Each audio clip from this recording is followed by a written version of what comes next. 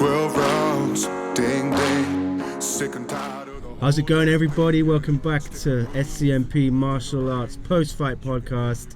I have got Chris Edwards-Bailey on my left. How you doing, Chris? I'm absolutely fantastic. Good. And as always, we got Sasha Palatnikov, the AFC middleweight champion from Hong Kong. How's it going, mate? Doing great, brother. Cool. Yeah, today we are going to be breaking down the latest One Championship show, which was in Jakarta, Indonesia.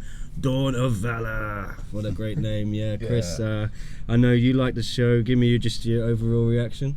It was a good show. The main card was fantastic. Pretty much all really good competitive fights. It was, wasn't it, Sasha? Yeah. I know you enjoyed it as well. Yeah, it was a good one. I enjoyed the main event, the title fight. Obviously, Sebastian lost to Absoff, but I thought overall the whole event was really, really good. Yeah, it wasn't a huge card going in on paper, but I think it delivered. Let's start with that main event. Sebastian Kardastam, the Bandit, lost his welterweight title to Cameron Absoff in the main event. 5 rounds, unanimous decision. I don't think anyone could argue, Chris. No, I don't think so, not at all. It was actually a much more dominating performance than I actually expected. I thought Sebastian would walk it. I was surprised as well, but I think people were sleeping on Absoff. Sasha, did you know anything about him before going in? I've met a couple people that I personally know who've trained with him. Told me he's a tough guy. He's Kyrgyz, but I believe he trains out in Russia. What do you expect? Same thing. Tough wrestler, good striking. He's well-rounded and everywhere. It just didn't seem to be Sebastian's night. And if you did watch his Sebastian's last fight, he was getting out-wrestled and was put a lot of pressure on. And then I think it was a third round he got the KO. Just one elbow, and then that changed the fight. And I think that's what Sebastian's always looking for, is one shot to change the fight. But if you don't catch that shot on someone like Absoff, he's going to end up giving you that unanimous decision result, which is what ended up being on the night. Very emotional afterwards. Chris, did you enjoy that, seeing him in tears? It seemed to mean a lot to him. Yeah, it did seem to mean a lot to him, especially with him previously fighting in one, losing some fights, going back to Russia, fighting over there, and now coming back. It's the journey's complete. I think, he had a nice pre-fight video where he talked about doing it for his family, everything was for them. And now, obviously, a bit more fame and money and superstardom comes his way. That division in one is pretty well stacked. What do you see going next, Sasha, for that one? It's interesting to see who's he going to defend it against, who's next in line. I think Yushin Okami is knocking on the door. Agalan Thani is always there as well. Of course, Okami beat Agalan in Tokyo, so yes, he did. And that seemed like maybe like a contender fight in a way. Yeah. If Yushin came out on top, maybe he'll be next in line. Not sure, but yeah, it should be interesting to see where Absoff will defend next. Yeah, well, it wasn't the only big title fight on that card. We also had the rematch between Reki and Ursel and Nikki Holtzkin for the lightweight kickboxing championship. Another banger of a fight, I thought. Chris, what was your take? Yeah, I thought it was a great fight, great from start to finish. Been a huge fan of Holtzkin since back in Glory, and I don't think he's ever going to beat Regan in his day. Just seems a bit more well-rounded. He used the reach better. It seemed more convincing this time for Regan. The first fight, maybe he did. I thought this time was very dominant for Ursel. Yeah. Sasha, did you think similar? Yeah, no, I thought it was going to be similar to the first fight, and maybe even more so. Like you said, it looked like he put his stamp on that fight, and then now he is officially the champ, and I think he's going to be a problem. He's going to be a champ for a while. I think I don't really see anyone at this moment that will challenge him. So it'll be interesting to see how Ursel does in the next few years. But I think as we see that handover now, Holtzkin will now kind of settle off into the sunset, and now someone like Ursel will go on and do a lot in the sport. Do you feel it could have ended earlier? I think Ursel rocked him, didn't he? I thought first round he almost finished him. Yeah. But then Nicky came back and he did, and then at the end of the second he almost actually rocked him. But I mean, of course, you're gonna have to put Nikki out to get him out of the ring. So it's always going to be a tough fight. But unfortunately, just the body type and the length, just really caused them all kinds of problems on the night. Yeah. Well, we also had very entertaining fight before that between the local hero Priscilla Hurtati Lumbangol beating Xena Antonia via unanimous decision. Come from behind win. I think I was a bit surprised at the result. Chris, did you think? Yeah, a little bit. I thought hometown decision maybe. Yeah, maybe a hometown decision. The crowd maybe swayed it. I think she probably definitely won the last round, but I'm not sure about the first two. I think they were very, very tight. Yeah, of course, one judges on the whole fight. So, going by that criteria, Sasha, do you think she won the fight? It's hard because one is very unique with their judging.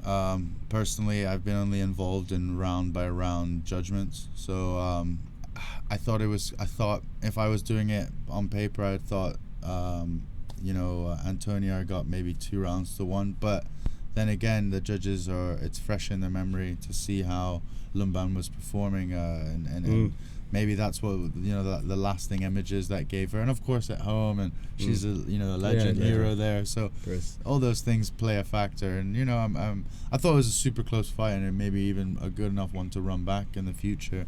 But overall, I thought it was a great fight. Do you think Priscilla was lucky? Could have been disqualified. She only got a yellow card, I think, in the end. But a knee to a grounded opponent.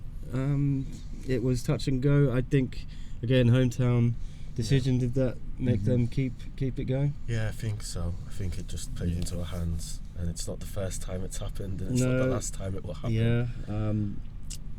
But if you're Xena Antonia, do you feel injustice, perhaps? I mean, maybe, but again, for her, she's also in the same boat. She knows she's going into enemy territory. So, if she's not getting a substantial victory by a knockout or dominant unanimous decision, chances are the decision might not go her way. So, it'd be interesting to see how she thinks about seeing it. It's always different once you're in the fight, in the atmosphere, and then once you go home and watch the fight, you're always going to have a different mindset, as I did as well. So I'm sure she'd probably want to run that back, and thinks that maybe she did win that possibly too as well. She's coming off a win against Binh Nguyen in Kuala Lumpur, and who knows if back-to-back defeats could have put her in the frame for a shot against Angela Lee. It's a big payday, you would imagine. Yeah. But now we'll see. It looks like Stamp and B will be fighting in Manila, November 11th. I think that one could go away to determining Angela's challenger if she does fight at atomweight next. But moving on with our Jakarta show, we then had catchweight Wang. Oh, I can't pronounce this. Sorry, Wang Golden Boy Jungwang against Federico Roma. Chris, your thoughts on this one?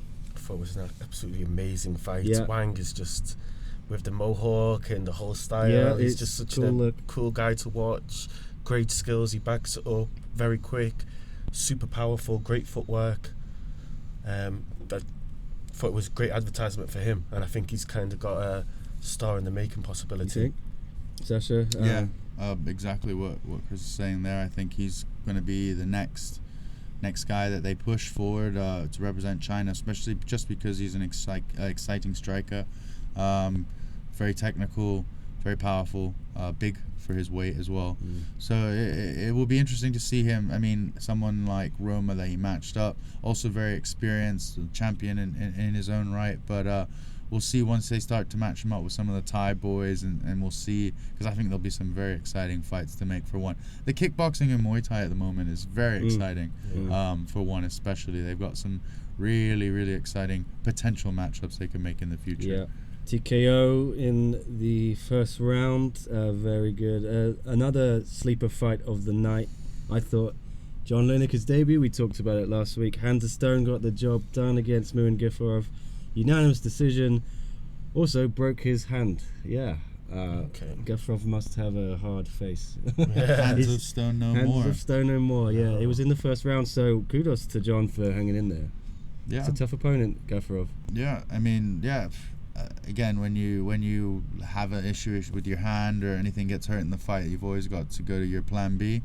And John Lineker had to go to his plan B and was able to get the unanimous decision, which I thought was a fair result. I thought he did enough. It was a close fight, like I said. They both wanted to get in and put hands on each other, but obviously John Lineker, once his hand did break, had to go to his plan B, but he was still able to come out, and I thought got enough done to get the result. I'm sure now he's going to want to have a nice long layoff and get the hand healed, but be another interesting guy at bantamweight now that's in the picture at one. It'll be interesting to see who he gets up next. Yeah, do you do the Brazilian fight, the Bibi and Lineker, or do you give John someone else first?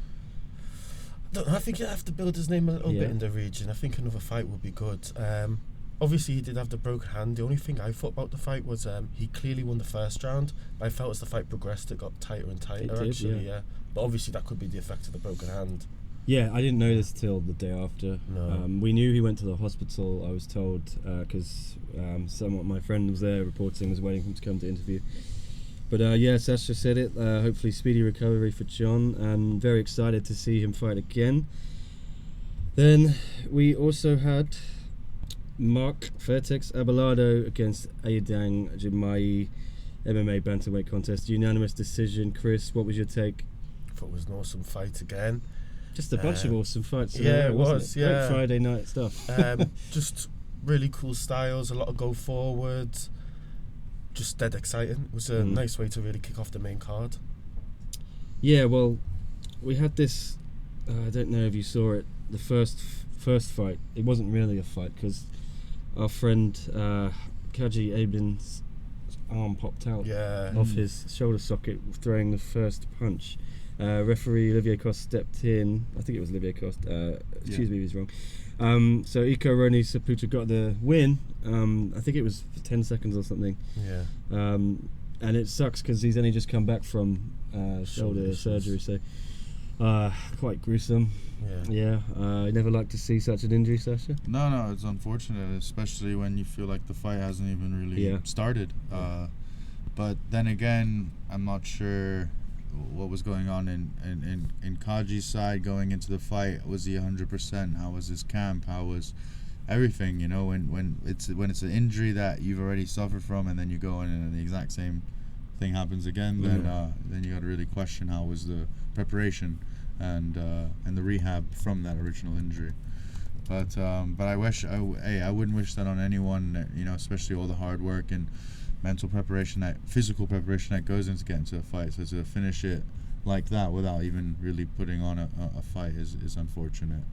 But I wish him a speedy recovery, and I'm sure he'll be back in there this time with hopefully a stronger healed shoulder. We hope so. Yeah. Next for one is Masters of Fate in Manila, November 11th. Quick look at that card. Sasha, what are you looking forward to most here? We got the big title fight. We got Joshua Pacquiao, and then we've also got Edward Foliang. Filipino Team Lakai. They'll be looking to fighting in Manila. It's always fun, and they're on a losing streak. A few of them. I'm sure they'll be desperate to turn that. Yeah, and I feel like someone like Edward will get the crowd going, and then we've got Stamp versus B, which of course I think for a lot of martial arts fans will be a one everyone wants to kind of tune into. Stamp is a monster, and B is just now making her debut in one just recently with the last two fights she's fought. So this will be a really tough matchup, and I believe it's an MMA fight too, right? Yeah, I'm excited to see how. So it'll be very interesting. I'm sure B will be very very strong, trying to take her down. And Stamp being Stamp, I'm sure will be very difficult to deal with in the stand-up. So it should be a very exciting fight for sure. Yeah, we'll talk about it more, I'm sure, next week. For now, we are going to wrap up our chat on one there. Anyway, thank you for joining us. As always, please do subscribe to SCMP Martial Arts and hit that like button on the video. Leave us a comment down below. Thank you very much for joining us. We'll see you next time. For Chris and for Sasha, I'm Nick Akin. Cheers. 12 rounds, ding ding. Sick and tired of the whole damn thing, yeah. Stick a move in the ring. You can hit me with the words you fling.